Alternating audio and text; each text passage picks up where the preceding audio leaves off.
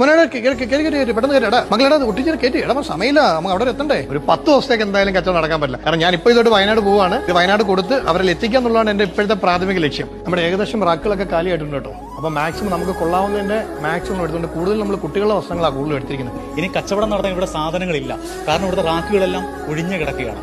അപ്പൊ ഇത്തരം നന്മ ചെയ്ത ഈ മനുഷ്യനെയൊക്കെയാണ് നമ്മൾ ചേർത്ത് നിർത്തേണ്ടത്. എന്റെ കുടുംബത്തിന് ഒരു ഡ്രസ്സ് വാങ്ങി എങ്ങനെ വരുന്നോ അതേ സ്നേഹത്തോടെയാണ് ഇതുമായി വയനാട്ടിലേക്ക് പോകുന്നത്. ഇത് അവരുടെ കയ്യിൽ എത്തിക്കുന്ന ആ മൊമെന്റിനെ കുറിച്ച് മാത്രമാണ് ഇപ്പൊ എന്റെ മുന്നിലുള്ള ചിന്ത. മലയാളി ഇങ്ങനെയാണ്, കേരളത്തിലെ മലയാളികൾ അങ്ങനെ തന്നെയാണ്. മലയാളിയുടെ മനസ്സ് മറ്റുള്ളവർക്കൊപ്പമാണ്. ന്യൂബോൺസ് ആണ്. ന്യൂബോൺസ് നമുക്ക് 1.5 വയസ്സ് 2 വയസ്സ് വരെ ഉള്ള കുട്ടികളുടെ ഡ്രസ്സുകളാണ് ഇത് മൊത്തം. നമ്മൾ റീഫിൽ ചെയ്ത് പാക്ക് ചെയ്ത് വെക്കുകയാണ്. ഇതെല്ലാം ടീനേജേഴ്സിനുള്ള ഡ്രസ്സുകളാണ്. ചെക്സ് ഉണ്ട്, ഇതെല്ലാം അവർക്കുള്ള ഡ്രസ്സുകളാണ്.